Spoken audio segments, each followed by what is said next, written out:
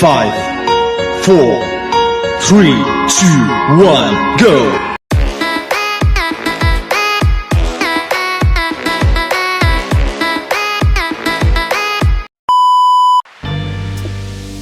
Hello everyone! Good morning! This is 1BTE and welcome back muli sa ating munting channel. Today is Saturday. Happy weekend sa inyong lahat. Ayan. So today guys, magluluto tayo. Nakabili kasi kami nung nakaraan ng salmon belly, pink salmon belly from the grocery. So yun yung lulutuin natin ngayon. So kung paano ko siya lulutuin, kung ano yung mga ingredients ko, kung ano yung mga ilalagay ko. So yun, samahan niyo ako at ipapakita ko sa inyo. So promise, masarap to. Ayan, so dyan lang kayo guys. Huwag niyo akong iiwan, samahan niyo ako magluto. Ayan, thank you so much for staying. So, ayan. Hello ulit sa inyo. Heto na yung ating mga ingredients sa ating lulutuin ngayon na ulam. Ito nga ang salmon. Pink salmon belly. So, ito strips na pero belly part tong mga to. So, marami naman siya. So, ayan. Ang ating pink salmon belly. Yan. And then, ang ating mga panggisa ay ayan, lalagyan natin ng tomatoes, kamatis, at tapos bawang, sibuyas, maglalagay ng sinigang mix. So, alam nyo na, sinigang siya. At ang ating, ayan, magic black pepper. Salt, at ang ating miso paste. Ayan. So, ang ating lulutuin ngayon ay sinigang sa miso na salmon belly. Ayan. So, ang ating gulay, eto, mustasa. Ito, tira ko ng isa na hindi pa na-chop, pero isasama rin natin yan. So, ito na yung mga yung mga chinap ko na mustasa. Tapos, syempre, sinigang, may feeling green. Ayan, 3 pieces ng feeling green. And, ayun. So, yan lang naman yung ingredients niya. Mabilis lang din siyang lutuin. Simple lang. So, yan. Samahan nyo ako para magluto. Diyan lang kayo. Yan ang ating mga ingredients. Yan, magigisa na tayo guys. Painit na tayo ng mantika.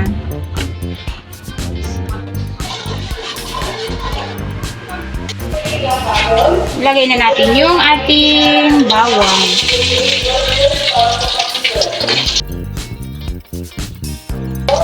Then, ang ating sibuyas.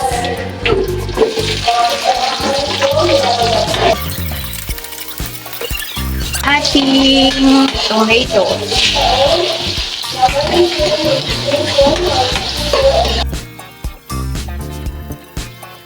Durugin lang natin yung kamatis, guys.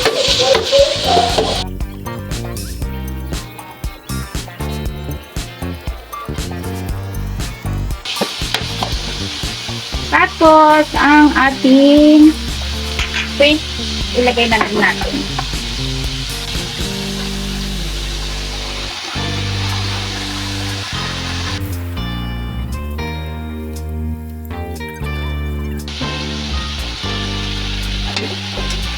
Ayan.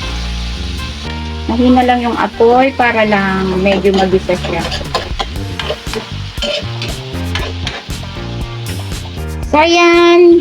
Takipan lang natin. Tapos mamaya ay i-flip natin yung mga nakalagay na fish para yung kabilang side naman yung maluto. Yan, i-flip na natin. Baliktarin natin.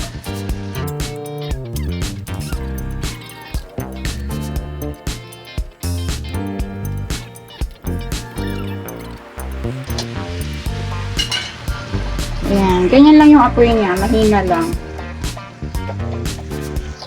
Then, takipan ulit natin.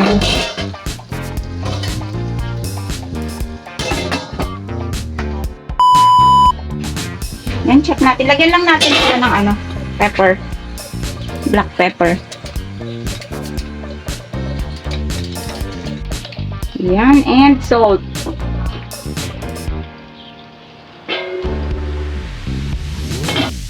Yan. Gawin pala natin dito, guys. Tatanggalin ko muna to kasi igigita ko rin yung ating miso.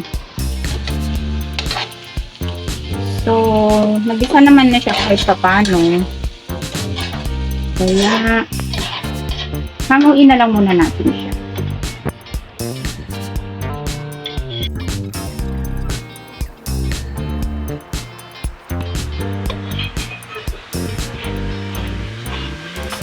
And then, igisa na natin tong ating miso.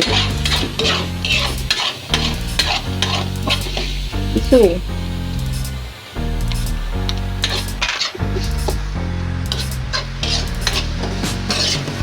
Igisa lang natin tong miso, guys.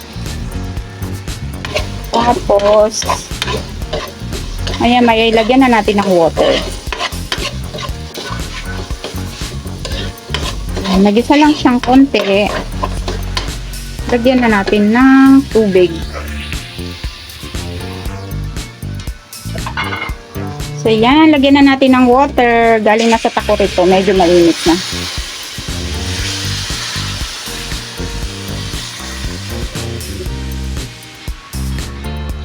Yan.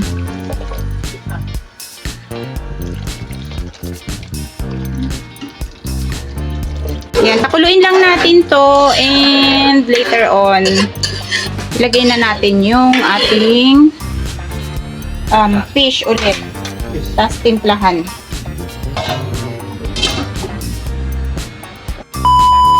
Yan guys, check na natin. Para mailagay na natin ulit yung ating fish. Ayan. So, yan. Lagay na natin yung fish natin. Ito. Yung hinango ko kanina. Ayan. So, pakuluin lang muna natin to. Hanggang sa konting kulo lang naman to. Kasi, ano naman, fish naman to eh. Ayan.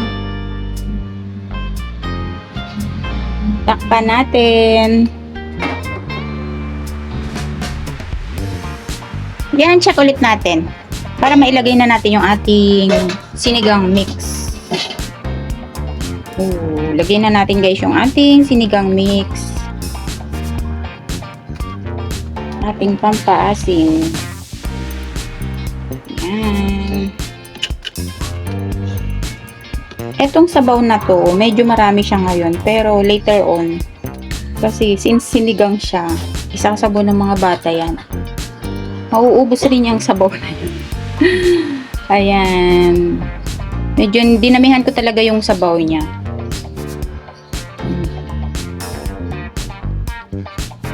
Tikman natin kung tama na ba yung timpla niya. Matabang. Dagdagan natin ng salt.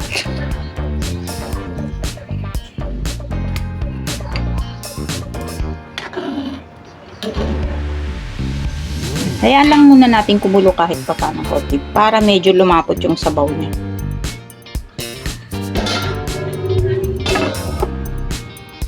Check na natin. Yan. Kulong-kulo na siya guys. So, tinikman ko na rin yung kung tama na ba yung alat niya. Tama na siya. Tama na yung timpla niya. Pati yung asim, ang sarap. Tapos tingnan nyo, parang akala mo meron siyang akala mo sobrang dami yung mantika, pero ano lang yan. Ano yan guys, yung taba nung belly na niluto natin. So yan, lagay na natin yung ating gulay. So, ito muna ang ating sili. Yan. And then, lagay na natin yung ating gulay.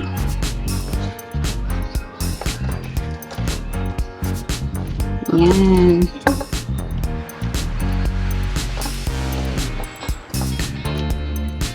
Yan ang ating mustasa. Hindi kasi siya pwedeng haluin ng haluin guys kasi yung ating belly ay madudurog. Kaya ganyan lang. Pakuluin lang natin to ulit hanggang sa maluto yung mustasa. Ayan. Tapos, yun, pwede nang kumain. Pakuluin lang natin ng 1 minute. Parang maluto lang yung ating mustasa.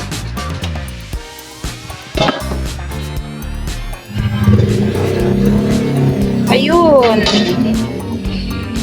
Ano na siya? Luto na rin to. Kulong-kulo na. So, yan. Pwede nang hanguin. Hinain natin yung apoy. Ito na yung ating pink salmon belly na sinigang sa miso. Yan, masarap humigop ng sabaw guys kasi kahit tanghali ngayon hindi ganong mainit. So pampainit dun sa mga nilalamig diyan. Pampainit yung sabaw sa mga nilalamig at nanlalamig. Ayan. Yung mga nanlalamig diyan at saka yung mga nilalamig. Ating sinigang na pink salmon belly, ito na, sinigang sa miso. Ang sarap humigop ng sabaw guys. Ang sarap ng ng asim niya. Yan, tamang-tama lang. So yan. Kain tayo. Kain tayo habang nanonood ng premiere. Ayan. Yan ang ating pink salmon belly. Ayan, maraming salamat pong muli sa inyong panonood sa aking video for today. Thank you so much sa pagsama nyo sa aking pagluluto. Sana po ay may na-share na naman ako sa inyo ngayon. Kahit hindi man po tayo expert na chef, kahit papano ay ma-impart ako sa inyo. Ayan. Thank you so much sa inyong lahat, sa mga bago pong nanonood sa aking mga videos. Sa mga hindi pa po nakaka-subscribe, please do consider to subscribe and click the notification bell all para maging updated po kayo sa ating mga i-upload pang mga susunod na videos. Maraming salamat din po sa mga laging nakasupport dyan. Thank you so much sa inyo, sa aking mga friendship, sa YT, sa Messenger, sa Facebook. Thank you. Ayan. Sa Team Promote, headed by Sis Norio Ganyo Official. Thank you so much, sis. Sa Team Bakbakan, thank you so much. Maraming salamat sa inyo. Hindi ko na po kayo isa-isahin. Sa aking mga plant lover group, maraming salamat sa inyo. Ayan, maraming salamat sa inyong panonood. Weng BT saying bye-bye for now. See you on my next video. Ay, maraming salamat. Bye. Love you all. Let's eat. Kain tayo guys. Ayan. Bye-bye. Love you.